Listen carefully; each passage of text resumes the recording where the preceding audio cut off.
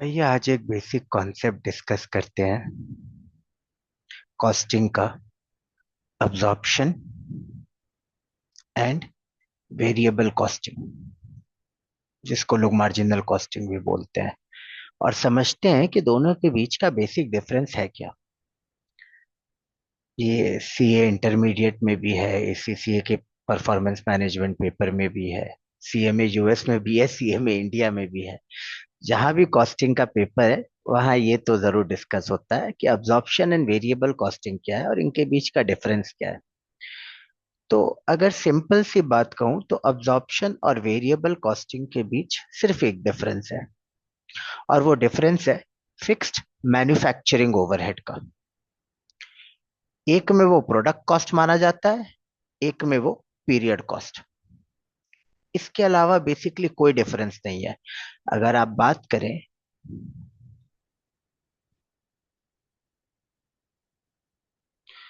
Absorption costing और variable costing का,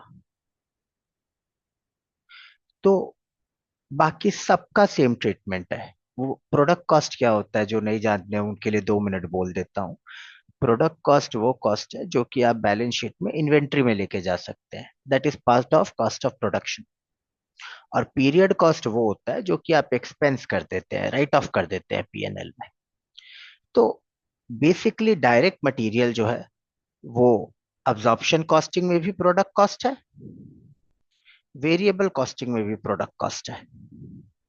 direct labour भी सेम ही है, यहां भी प्रोडक्ट कॉस्ट है,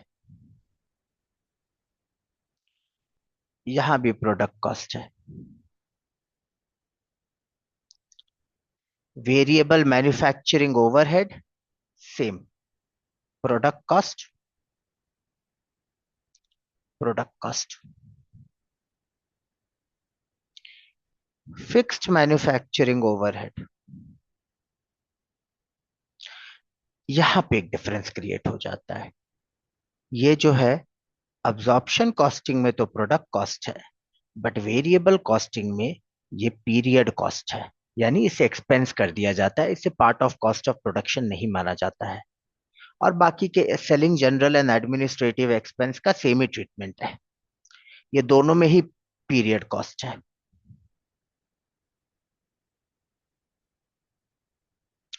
तो अगर बेसिक डिफरेंस से बात करूं पॉइंट ऑफ व्यू से, तो अब्जॉर्प्शन कॉस्टिंग और वेरिएबल कॉस्टिंग में मेन डिफरेंस तो इसी का है, ट्रीटमेंट। कि अब्जॉर्प्शन कॉस्टिंग बोलता है कि fixed manufacturing overhead is the product cost, we will consider it as part of cost of production. तो हम लोग उसको एलोकेट करेंगे जितने यूनिट्स बने हैं और जितने यूनिट्स सेल हुए हैं उसमें। तो जो सेल हो जाता है वो कॉस्ट ऑफ गुड सोल्ड में चला जाता है, जो रह जाता है वो क्लोजिंग स्टॉक में रह जाता है।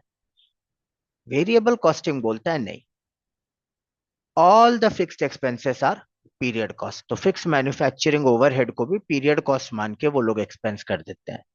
कई लोग इसमें अब यहाँ पे ये कंफ्यूज हो जाते हैं कि वेरिएबल सेलिंग कॉस्ट का क्या करें। अरे भाई, वेरिएबल सेलिंग कॉस्ट एसजीएनए एक्सपेंस का ही पार्ट है, दोनों में ही पीरियड कॉस्ट है, यानी एक्सपेंस ही होगा पीएनएल में, कॉस्ट ऑफ प्रोडक्शन का हिस्सा नहीं बनेगा। तो पहले तो ये समझो कि ये यूज कहाँ होता है अब्जॉर्प्शन और वेरिएबल कॉस्टिंग। आपका जो अब्जॉर्प्शन कॉस्टिंग है ये इसके बेसिस पे आपके फाइनेंशियल स्टेटमेंट्स बनते हैं, पीएनएल अकाउंट, बैलेंस शीट, ये अब्जॉर्प्शन कॉस्टिंग के बेसिस पे बनता है। वेरिएबल कॉस्टिंग जो है ये सिर्फ इंटरनल डिसीजन मेकिंग में यूज होता है। इसका इसको आप बना इस बेसिस पे आप फाइनेंशियल स्टेटमेंट्स बनाकर नहीं सबमिट कर सकते रेगुलेटरी अथॉरिटीज को, या ऑडिटर्स भी साइन नहीं करेंगे, वहां पे अब्जॉर्प्शन कॉस्टिंग ही चलता है। तो basically variable costing internal decision making के लिए है, जबकि absorption costing external decision making के लिए है। अब मोस्ट ऑफ द क्वेश्चंस में ये डिफरेंस पूछा जाता है, और ये बहुत कॉमन पार्ट है। क्वेश्चन पे आता हूं कि कैसे पता करें कि डिफरेंस कहाँ है, मतलब अब्जॉर्प्शन कॉस्टिंग और वेरिएबल कॉस्टिंग का।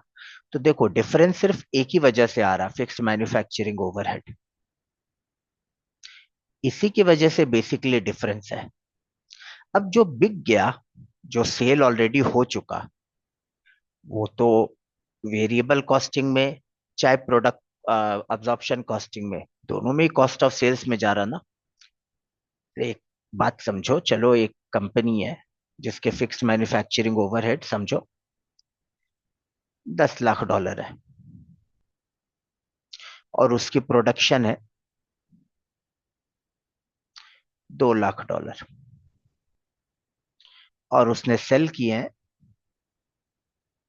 1,60,000।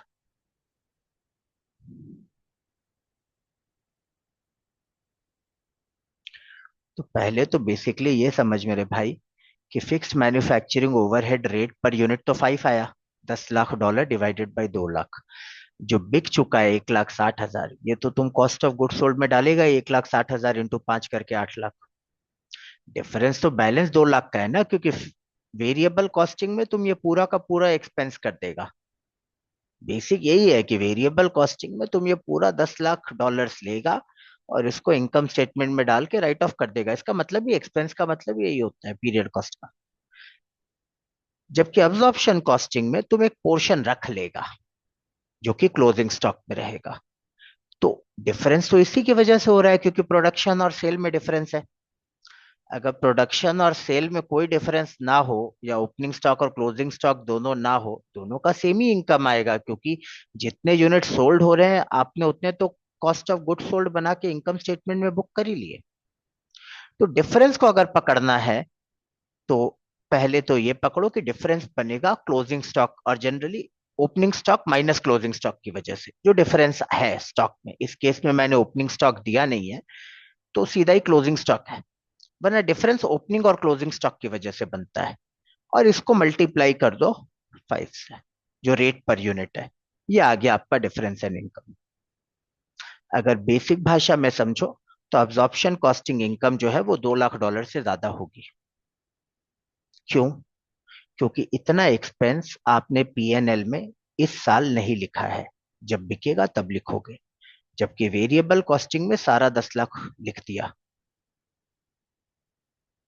तो बेसिक कॉन्सेप्ट समझो कि जो डिफरेंस हो रहा है वो सिर्फ इसलिए हो रहा है कि अब्जॉर्प्शन कॉस्टिंग में आपने फिक्स मैन्युफैक्चरिंग ओवरहेड को एक प्रोडक्ट कॉस्ट माना है, आप उसे कॉस्ट ऑफ प्रोडक्शन का पार्ट मान रहे हैं। तो ऑफ कोर्स जितने यूनिट्स बिके वो कॉस्ट ऑफ गुड सोल्ड में चले गए, बट जो बच गए वो क्लोजिंग स्टॉक में पड़ा हुआ है।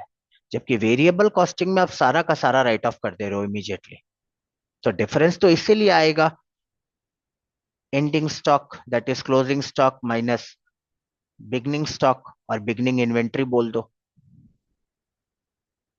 Into fixed manufacturing overhead rate per unit.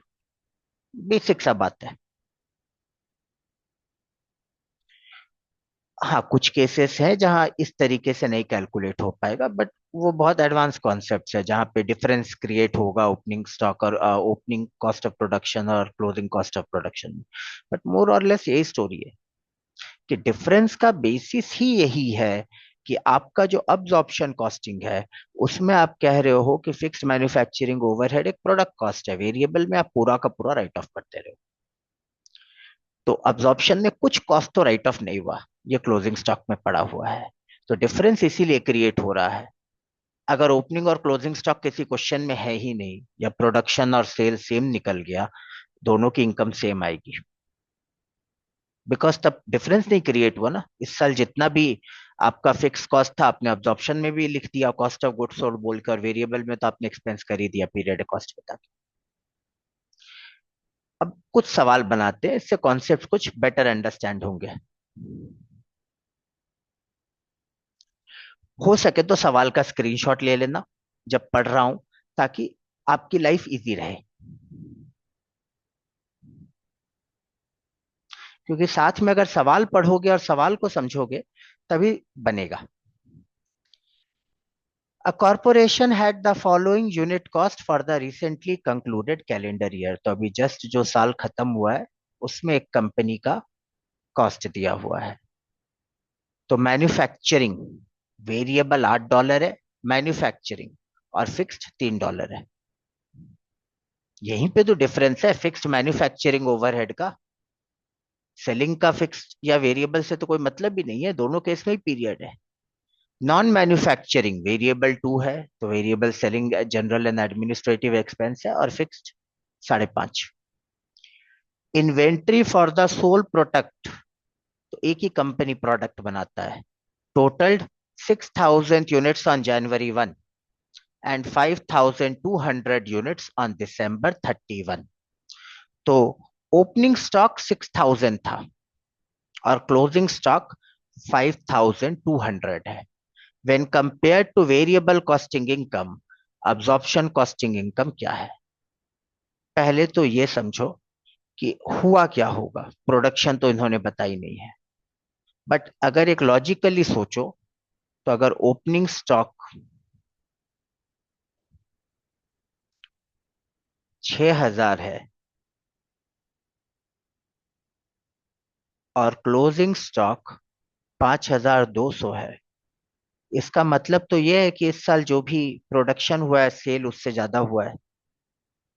मतलब तो यही है ना भाई, कि प्रोडक्शन आपका सेल से कम हुआ है, सेल ज्यादा हुई है तभी तो क्लोजिंग स्टॉक कम हो गया। इन सारे केसेस में याद रखना, जब भी प्रोडक्शन सेल से कम हो, इन सारे केसेस में वेरिएबल कॉस्टिंग की इनकम ज्यादा आएगी। क्यों? क्योंकि आप वेरिएबल कॉस्टिंग में सिर्फ वही एक्सपेंस राइट ऑफ करोगे।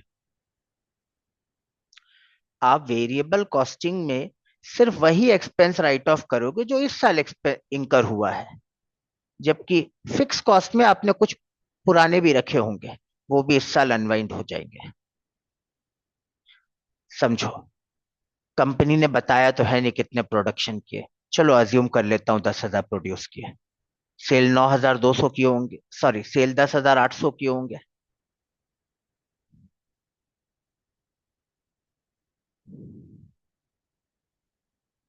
अज्यूम कर रहा हूँ कि चलो मान लेते हैं प्रोडक्शन 10,000 किया, सेल 10,800 किया, तभी तो क्लोजिंग स्टॉक 800 से कम है भाई।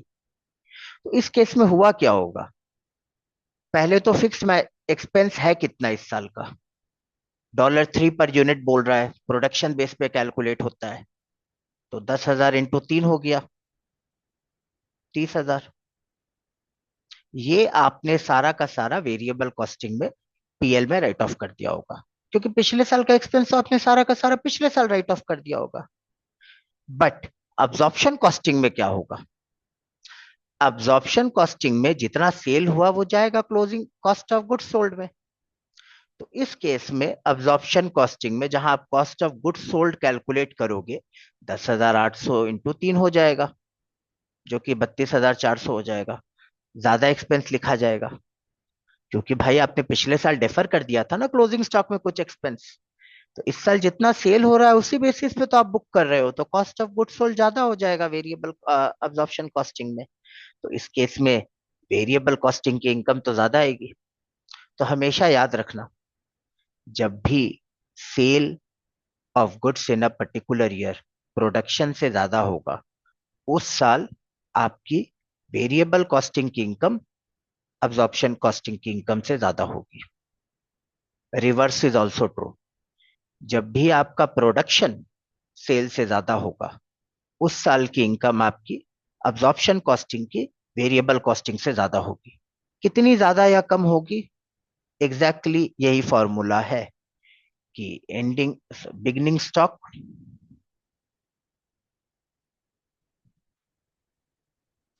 Minus ending stock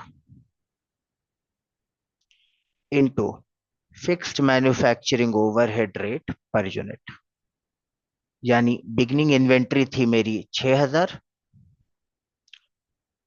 closing I 5,200 into 3, that is 2,400। और यहां पे मुझे पता है कि $2,400 वेरिएबल कॉस्टिंग की इनकम बढ़ा रहे हैं, बिकॉज सेल प्रोडक्शन से ज्यादा है, तो कॉस्ट ऑफ गुड्स सोल्ड मैंने ज्यादा बुक किया होगा। जबकि अब्जॉर्प्शन कॉस्टिंग में मेरे पास ये सब चक्कर नहीं है। अब्जॉर्प्शन कॉस्टिंग में, सॉरी, सेल ज्यादा है तो मैंने कॉस्ट ऑफ गुड्स सोल्ड ज्यादा बुक किया होगा, ये अब्जॉर्प्शन कॉस्टिंग का है। वेरिएबल कॉस्टिंग में ये सब चक्कर नहीं। वेरिएबल कॉस्टिंग में सीधा सीधी जितना इस साल का एक्सपेंस है पकड़ो और सारा का सारा राइट ऑफ कर दो, क्योंकि कुछ भी क्लोजिंग स्टॉक में नहीं जाएगा। तो 2,400 से क्वेश्चन क्या पूछ रहा है? When compare two variable costing income, absorption costing income क्या है? लोअर है। कितने से? 2400 से। That is option D. तो क्वेश्चंस के बेसिक्स को समझो। ये अब्जॉर्प्शन और वेरिएबल में लोग इतना परेशान रहते हैं, ऐसा कुछ है नहीं। अगर एक पॉइंट ऑफ व्यू से समझो तो बस प्रोडक्ट कॉस्ट का डिफरेंस है, specifically fixed manufacturing overhead per unit का। एक और क्वेश्चन बनाते हैं। हो सके तो क्वेश्चंस का स्नैपशॉट ले लो, क्योंकि तब फॉलो करने में आसानी रहेगी। अगर स्नैपशॉट ले लोगे तो फॉलो करने में आसानी रहेगी, आपके फोन में भी रहेगा, जूम करके साथ में पढ़ पाओगे।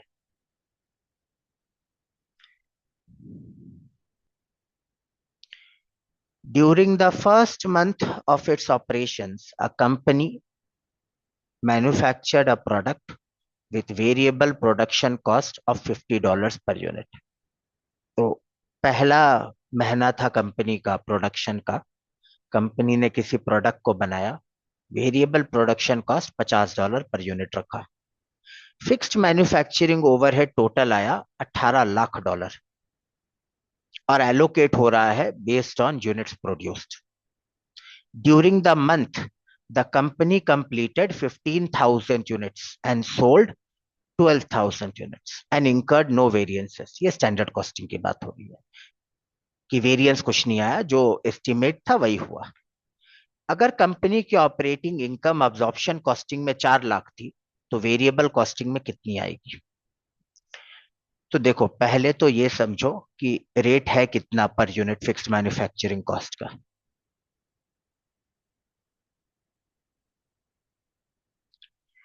आपका टोटल कॉस्ट इंकर्ड हुआ है $18 लाख, और इसको आपने स्प्रेड कर दिया है 15,000 यूनिट्स प्रोड्यूस्ड में। आपका टोटल कॉस्ट है $18 लाख, और इसको आपने स्प्रेड किया है 15,000 यूनिट्स में, क्योंकि प्रोडक्शन ही बेसिस होता है।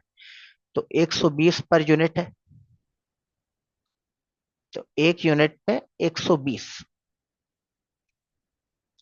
अब हुआ क्या होगा, अगर आप वेरिएबल कॉस्टिंग फॉलो करते हो तो आप सारा का सारा $18 लाख को एक्सपेंस कर दोगे immediately in the PNL. Concept ही तो यही है भाई कि ये पीरियड कॉस्ट है। बट अगर आप अब्जॉर्प्शन कॉस्टिंग फॉलो करते हो, तब आप क्या करोगे? जितना सेल हो गया वो तो कॉस्ट ऑफ गुड्स सोल्ड बन जाएगा पीएनएल में। तो 12,000 आपका सेल हुआ, 12,000 इंटू 120, ये पीएनएल में चला जाएगा। और क्लोजिंग स्टॉक में कुछ रह जाएगा जो सीधा बैलेंस शीट में जाएगा, पीएनएल में नहीं आएगा। क्लोजिंग स्टॉक में कितना रह जाएगा? 3,000 इंटू 120, तो $3,60,000। ये तो क्लोजिंग स्टॉक में रह गया आपका, पीएनएल में गया नहीं। 14,40,000 ये आपका पीएनएल में गया। तो डिफरेंस क्या हुआ?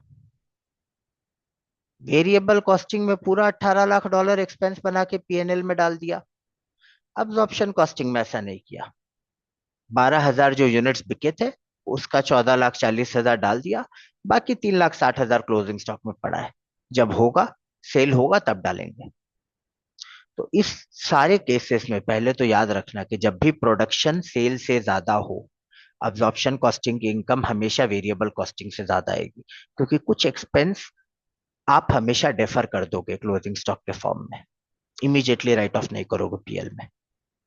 और जब सिचुएशन रिवर्स होगा तो प्रीवियस क्वेश्चन में जो हुआ था, सेल अगर प्रोडक्शन से ज्यादा हो गया तो वेरिएबल कॉस्टिंग इनकम की ज्यादा आएगी, बिकॉज पुराने साल के भी जो कुछ डिफर्ड स्टॉक्स थे वो पीएनएल में इमीडिएटली राइट ऑफ हो जाएंगे।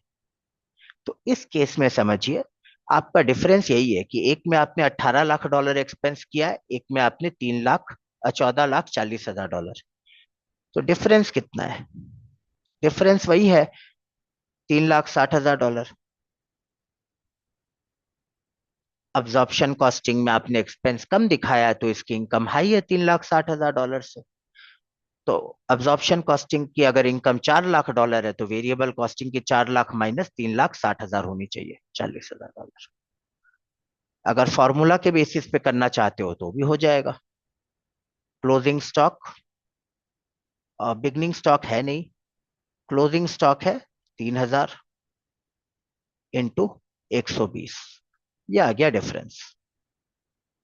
और मैंने कहा ही था कि जब भी प्रोडक्शन सेल से ज्यादा हो मतलब अब्जॉर्प्शन कॉस्टिंग की इनकम हाई है, तो इस केस में अब्जॉर्प्शन वेरिएबल कॉस्टिंग की इनकम कम होगी $3,60,000 से। तो जब भी पढ़ रहे हो कॉन्सेप्ट पे फोकस करो, अगर कॉन्सेप्ट समझ जाओगे तो सवाल बन जाएगा। तो यहाँ पे बेसिक यही है, दोनों के बीच का डिफरेंस ये fix manufacturing overhead per unit से कैलकुलेट हो रहा क्रिएट हो रहा है। तो थैंक यू, आज के लिए इतना ही बस। नेक्स्ट सेशन में फिर कोई टॉपिक पकड़ेंगे और उस पर एक वीडियो बना देंगे। चलिए, हैव अ गुड डे।